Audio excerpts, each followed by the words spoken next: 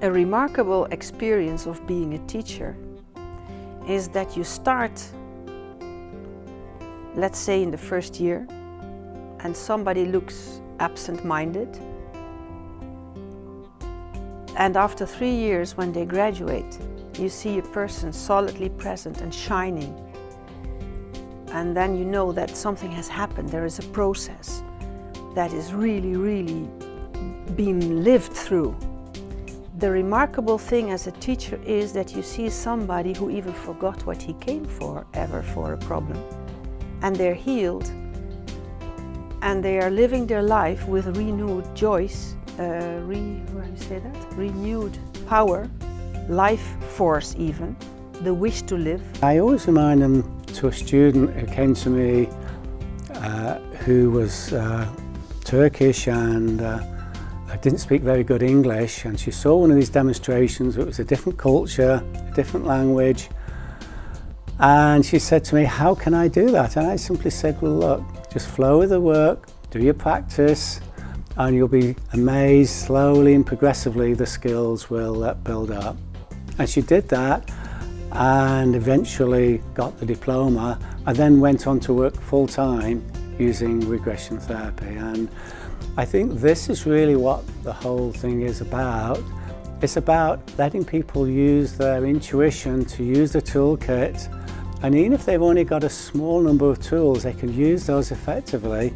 It's just as they go through the training course, they can add extra tools to it and become a more complete therapist. Firstly, when students are learning the subject, since a lot of the modalities that we bring in involve working with yourself as well, because you have to, it's not just about studying the book, there's self-work involved. So they go through their own personal transformations, and it's very beautiful to just watch that more than anything else. And of course, sometimes those transformations involve physical changes with issues that they had in their physical bodies. Sometimes it involves remarkable change of behavior, and you see it happening through the curriculum. It brings you back in touch with qualities like faith, trust, being able to hold a space neutrally for somebody else. So there are many such altruistic qualities, I would say, that you watch in the process coming up as they go through their training. There was an example, a lady who was very absent-minded, worried about her son. The son had been diagnosed with, I don't know, one of those quite fashionable things to say is ADHD and ADD. It's a bit of a pity, it's a big pity that the labeling is so common, because those children are not focused, they are not really present in their body for a reason. If I'm not present in my body, who is? So there is an influence from the environment disturbing them. So I worked with this client in the class, with this student. I said, okay, this will be an example of how to work with somebody else. In this case, the mother works on her son. She imagines to invite her son, and the boy says there is an old man with him. So we free the old man, which apparently is a soul that is attached to the boy, and the boy says to his mother in this imaginary meeting, in the session, he looks like granddad. The mother says that doesn't make sense, because granddad is not dead, he lives. So he cannot be attached to my son. Anyway, a few weeks later, I have that same class. The story is that granddad's brother was in a hospital. He was very much suffering from dementia, and he was dying. And he stood up from the bed and he said, I feel better and I want to go home, which he did.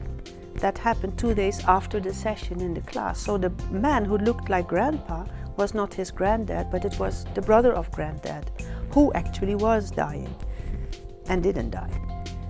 Those are remarkable things. The students in the first year hear that and see it, and they know that what you're doing is not just a fantasy. They feel the reality of it. Real is what makes the difference. It works. To me, again, I have enormous respect for students, equally as I do for clients, because there's a dedication that goes with this work, and there's a genuine caring about other people. And so when I do the trainings, I model respect. I model boundaries. In this work in particular, you have to have boundaries, because you can say, okay, go to a past lifetime. They can go anywhere. You have to focus the session. You have to know how to get them there. In the trainings, one of the things I focus on is how do you interview? How do you ask questions to get under the presenting problem? How do you get to the core issues instead of what, my problem is my husband? No, you're in this marriage, this is the problem. Of course, I never tell them that. So yeah, with the students I'll tell them, with the clients I never tell. Because I can tell you, oh, this is your problem, and you go, yeah, okay, well. But if the client realizes, oh, I'm the one that's causing this, then they can do something about it. And so what I do is create the environment for healing. I move to my center and stay there, and I provide an environment and then the structure for them to go wherever they need to go, whether it's past lives or inner child or whatever it is, whether I'm going to use Gestalt or psychosynthesis, whatever method I'm going to use, it becomes a dance, becomes a flow in through the psyche. It's a co-creative space where they're learning from me, I'm learning very much from them, from the space from where they come, the questions they ask. And very often it's bizarre, but the answers that apply to them make sense to me later on. They don't make sense to me in that moment, but later on they make sense. So every time I teach a subject in regression, I come out a different person. For me, it's a personal journey completely. The most important thing what we can offer to our students is opening up to your potential and knowing it is there. There is doubt in people sometimes. Can I do that? Yes, you can. Will I be able to? Yes, you are. It's all there. It's all in you. Spirituality is a potential. Spirituality is connected to a lot of other things, but we have a spiritual potential that we can use and that we can access with our intellect.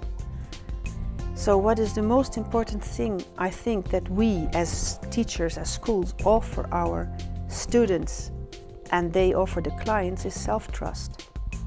Whoever you are, whatever you are, trust yourself and believe in yourself. And then when that change is made, diseases fly away. And people do and create their lives. And they allow themselves to make mistakes, which is a big thing.